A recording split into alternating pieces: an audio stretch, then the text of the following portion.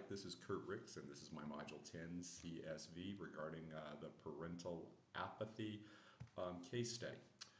What I know that JFK has little or no history of parent involvement, with the exception of calls to the principal, and there are really no outlets for parent input. The principal believes that the parents are apathetic, and they kind of expect the school, or he kind of expects the school to handle everything for itself and not include parents. The principal fears that encouraging more involvement might actually have negative consequences.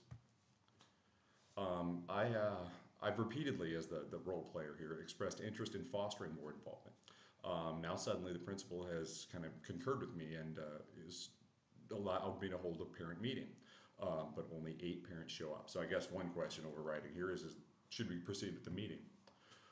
Well, what do I need to know? First, I need to determine the level of interest and parental involvement that these 8 parents represent. Second, I must determine what level of parent involvement would be acceptable to the current principal. And third, what additional parent involvement could or should be generated with additional outreach.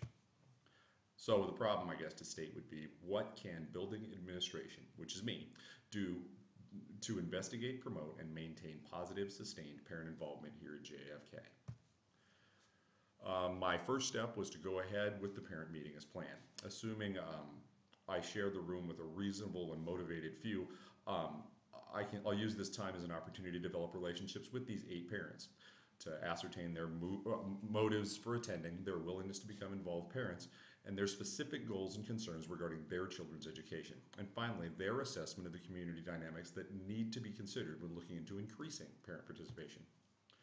My next step was to state clearly the rationale for such a meeting revolves around investigating the potential for increased parent involvement to promote greater student learning, and that any parents wishing to move forward must agree to that goal. If they're not there to improve student learning on campus, they really aren't going to be part of a parent support group. My third step was to schedule a follow-up meeting with these very same parents and brainstorm some strategies before the end of the meeting that would encourage additional attendance from other parents. I'll take some contact information and plan to do a confirmation communication with this group, and I thank them a great deal for their time. My fourth step is, after the meeting, I need to remind myself that 8 people is plenty for a healthy start. I mean, most committees, after all, are 8 or less, or they're probably not functional. In conjunction with writing a summary of what the grade 8, which I'm going to call them, initial thought to use for minutes for our next gathering, I'm going to prepare an invitation to the coming meeting to utilize additional communication outlets, including the school website, social media, parent emails, text messaging if appropriate. Other possibilities might be a press release, signs around campus, or an auto dialer to alert parents to the meeting. I know in my prior campus that really did work well. They just set up that auto dialer, meeting tonight, meeting tomorrow night, day after day, until somebody got the message. My fifth step was to create a survey tool, maybe SurveyMonkey or something like that, that can be linked to the above outlets. I keep the questions general on my survey and related to parent involvement. And I close the survey with a reminder information about the upcoming meeting. Again, attend, attend, attend. My sixth step was to further prepare for the fast approaching meeting. I investigate for any parent or community survey data that may have been collected in recent years. It seems to me that somebody somewhere may have already been surveying parents and as that data someplace. Also, I'm going to informally visit the teachers and try to pick their brains regarding parent attitudes and expectations, concerns, and questions. Certainly, parents past and present have shared their thoughts, even if not with the principal.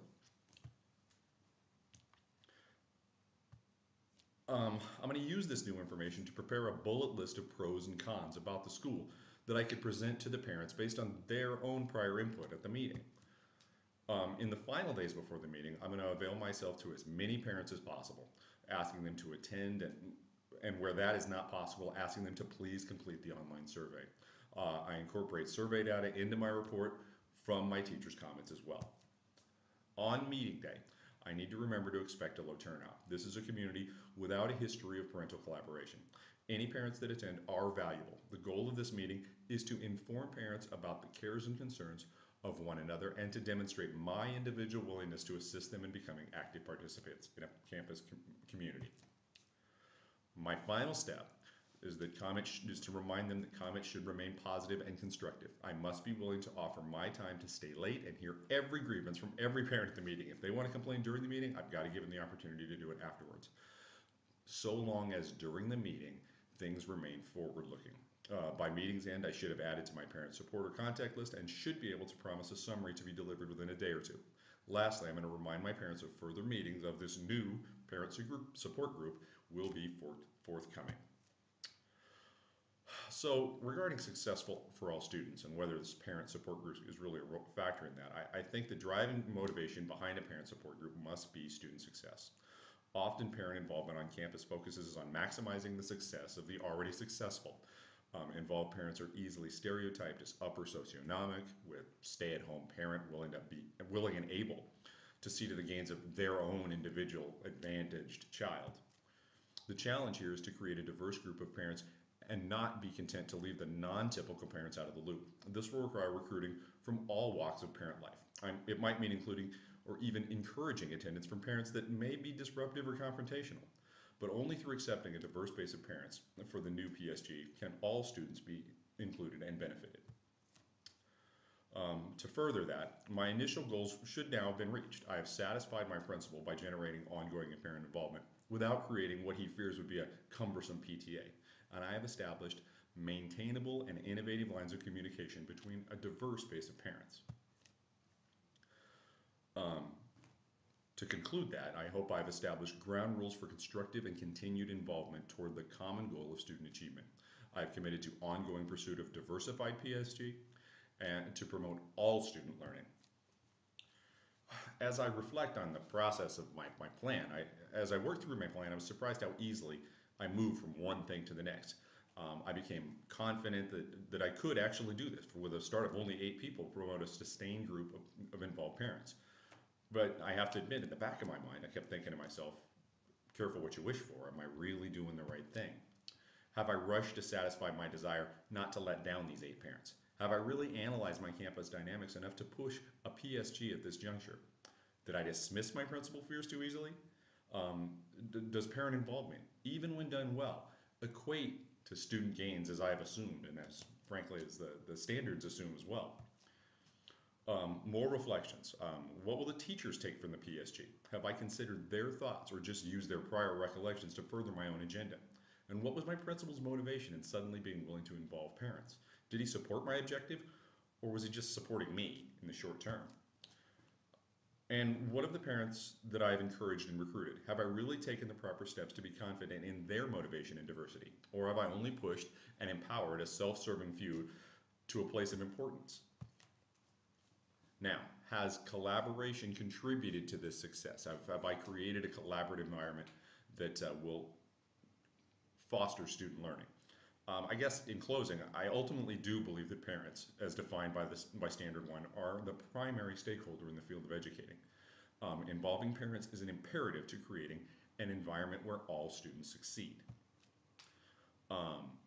While my plan will surely lead to additional hurdles and perhaps even regrets, in the end, I have promoted through gathering stakeholder input via a range of data collection and utilizing community resources, including face-to-face, paper, and technology resources, a structure from which a diverse group of parents can affect a positive influence on student learning. Now, will the diversity that I created be ongoing? In accordance with Standard 4, I do think I established methods for ongoing communication. I've taken responsibility for a schedule for continued meeting, and I set a precedent for diverse membership that I would hope to maintain. Have I used the resources available to me? I did gather data using established methods, what we already have on campus, and new methods, a survey of my own and my own contact. I have communicated to a broad base of parents through traditional methods, standing out front when they pick up their kids, phone calls, auto dialers, and more innovative means like social media and website use and surveys. I also think I established a system to maintain ongoing relationships with all stakeholder participants. So in closing, I guess I would have to say that I found this activity, quite interesting. I was surprised how quickly I got into it. I still have some reservations regarding theorizing that my 8 parents would be an 8-parent group that from there I could build on, and that I could truly maintain the diversity that I think is really important for a PSG or any kind of parent group. But I do think I laid the groundwork for a positive start, and I would be proud of it if it got to this point. Thank you.